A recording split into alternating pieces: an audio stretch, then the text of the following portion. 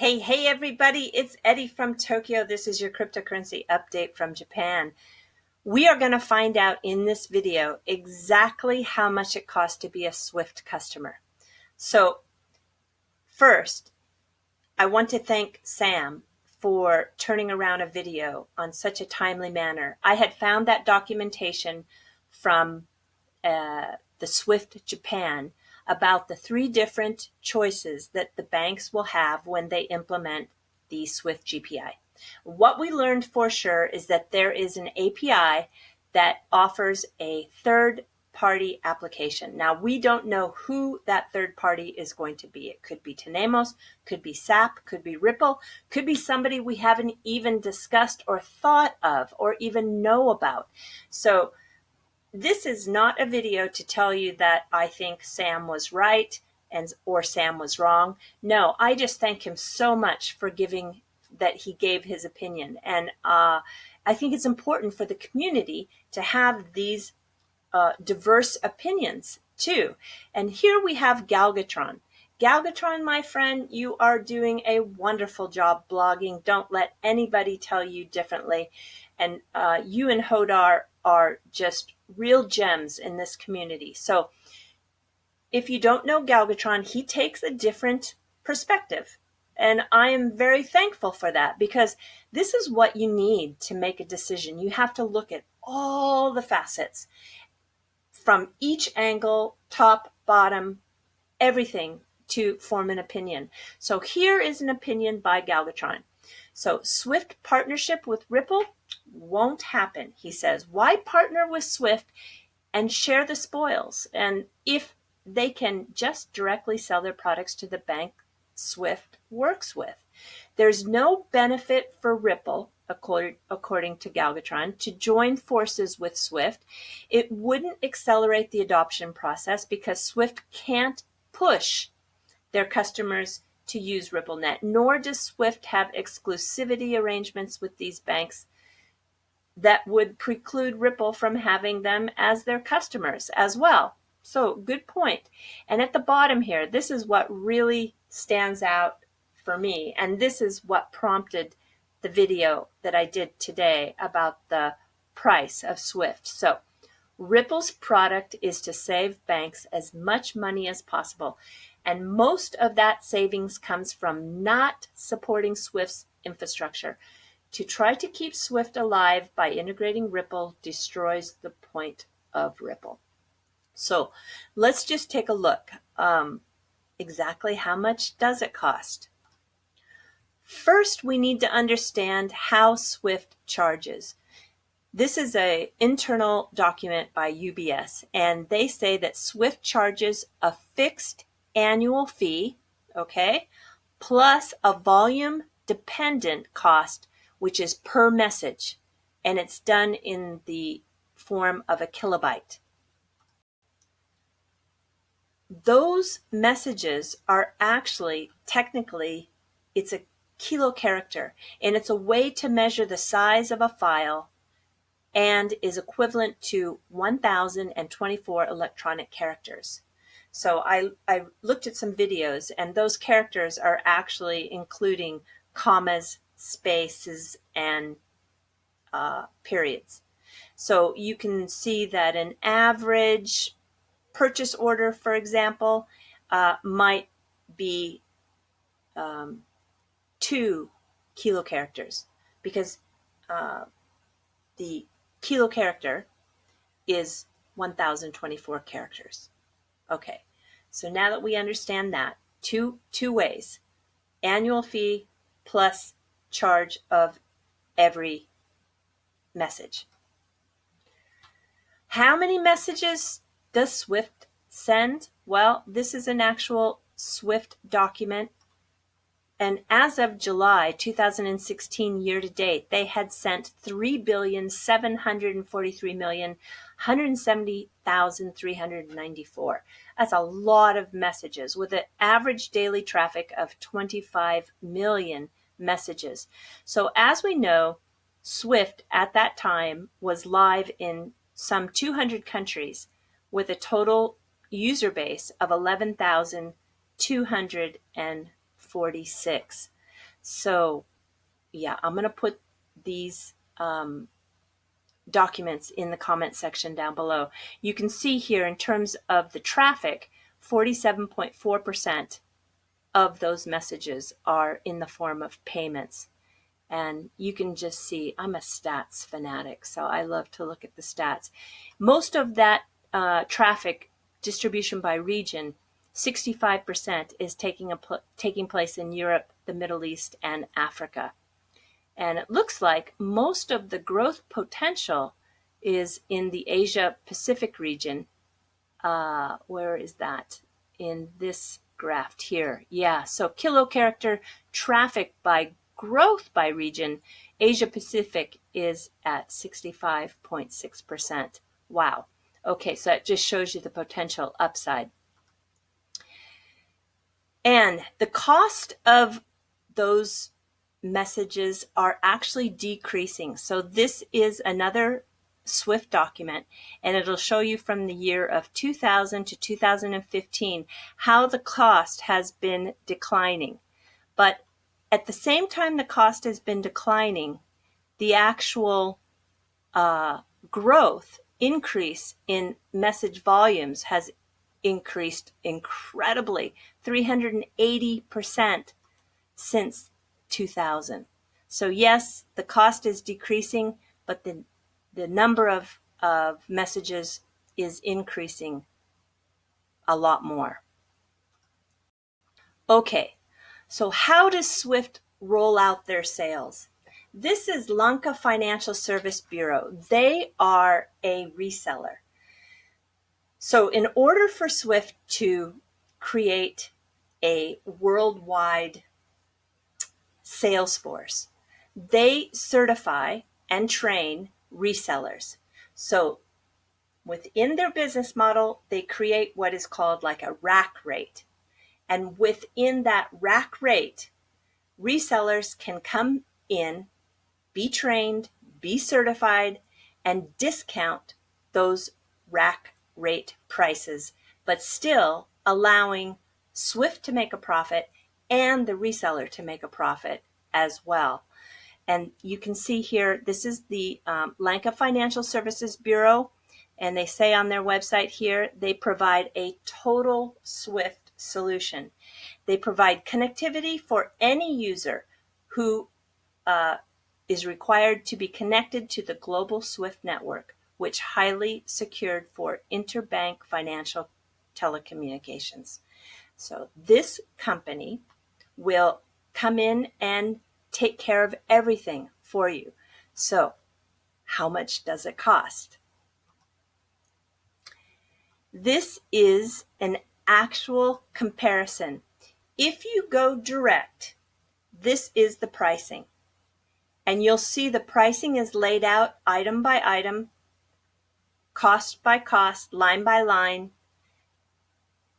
at the rack rate. And if you use the, the Lanka, what are they called? They are called the Lanka Financial Service Bureau. They then discount that rack rate and provide you some packages. And we see, okay, if you want to go on your own, feel free. This is the price Swift is going to charge you. So Swift sticks to that rack rate should somebody want to do it on their own. That allows these resellers to survive and say, no, but if you use us, we're going to be able to create these packages for you and this full support and lay it out at a much better savings. So this pricing, everybody wants to go down to the bottom line. Okay, so let's go to the bottom line. Here we see if you go direct, there is a one-time charge of $44,000. And then you have an annual reoccurring fee of $14,000, a little over. And then there's also a reoccurring monthly fee of $21,000. It's a lot of money. But the Lanka Services Group says if you come and talk to us, we can save you lots of money. So keeping in mind that if you go direct, it's going to cost you 60,000 US dollars. This is in US dollars. And then another $35,000 every year. But come to us, we're only going to charge you $40,000, and then you just have a $15,000 yearly reoccurring fee. And oh, by the way, always there's just a few things that you can't forget, and don't forget about the cost of your servers. And of course, there's a consultation fee, and there's the installation charges, and don't forget maintenance. And oh yeah, electricity, security systems, cooling, fire protection, data backups, etc. There's always those, kind of fine line or small print costs. But even on top of those prices, if you go direct, it's going to cost you 17,000 some dollars. But again, stick with us, and it's just going to be an additional 5,900.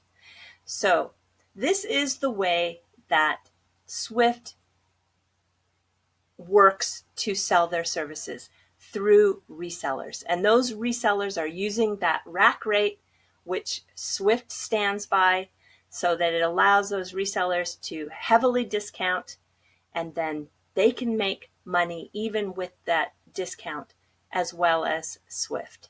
So it's very interesting to see what the actual costs are. Okay, so I'm going to go right to the fluff. And we're talking about middlemen because, basically these services are middlemen. And Galgitron's right. It's costly, no doubt, to have this service and these reoccurring fees. So middlemen in Japan. If you're new to the channel, I usually talk about a story in reference to Japan at the end of the video. So here we go. This is the middleman I want to tell you about in Japan. It's cars from Japan. Now, in Japan, used cars are so cheap. I just couldn't believe it when I moved here. The cars in the United States really hold their value, especially some of those cars like a Lexus or a Mercedes or a BMW. Some of those luxury cars really hold their value, and even the used cars can be very expensive. But in Japan, used cars are just very, very cheap, much like half of what they are in the United States. So there's a huge market for middlemen to bring cars to the rest of the world. And they will bring cars delivered, as you can see here, to any port from Japan. And this is a Mitsuoka car. Now, you may not be familiar with this car. Actually, this is the Zero. Mitsuoka makes many, many models. But you can buy this car and have it delivered to any port in the world for $20,000. And actually, some of those Mitsuoka cars you can purchase for $5,000, $6,000, $7,000. Let me just show you something here. This is Mitsuoka. There are 10 manufacturers in Japan of cars, and this is one that is made in Toyama. It's family run. It is small, no assembly line, handcrafted. They only make 1 to 2 cars a day, and they are all about design. There are 45 craftsmen and craftswomen, and they've been in business since 1968. So if you are wanting something, it's not so much about the speed or power. They are all about design, and they build on chassis that might be from Honda, but the actual handcrafted body is what you are buying. They're just lovely, aren't they? I mean, it's incredible. So I don't know if you've seen a Mitsuoka, but if you haven't, you can go to a showroom in Tokyo, and there's a few showrooms in Japan. There's this wonderful video here that will, I think it's in English, so you'll be able to understand everything. And you can see that they make luxury, practical, and even some little tiny cute one-seaters. So Toyama is in a place that is on the kind of back side of Japan, the west side. Gets a lot of snow in the winter. And yeah, this is a very special manufacturer. If you go to England, Malaysia, Macau, and Monaco, there are showrooms there, but I don't think there are any showrooms in the United States. So you can see here some of the designs. And if we go to, let's just see here, yeah, it's all by hand with passion. So look at this. This is one of the fancy ones that they make. Unbelievable, huh? Look at this one. Yeah. You know, it's so funny. As you know, and I've told you, I'm not a car person. I'm really not. But there is something about these in terms of their design I just love. Especially this one. It's called the Himiko. Himiko is not only is the color beautiful, but I just love the grill. I love the lights. I love the lines. Just is fabulous. Okay, and then I want to show you what my neighbor has in the neighborhood here. Okay, this is also one. It's a one-seater. And I have somebody in my neighborhood that drives one of these and just parks it on the street like a bicycle. And she always has two big sheepdogs in the back. Yeah. I think the dogs are bigger than the car. All right, so there you go. I hope Mitsuoka was a new find for you. And again, you can use a middleman and get that used car delivered to any port in the world for a very reasonable price, actually. You can check the site. There are some that are in that $7,000 range. Okay, everybody. Thank you so much. Take care. Sayonara for now. Bye-bye.